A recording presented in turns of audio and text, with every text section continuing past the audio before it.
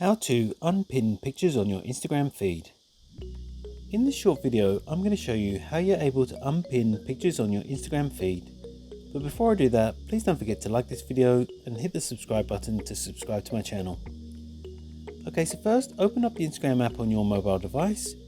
Then head over to your profile by tapping on the profile icon in the bottom right hand corner.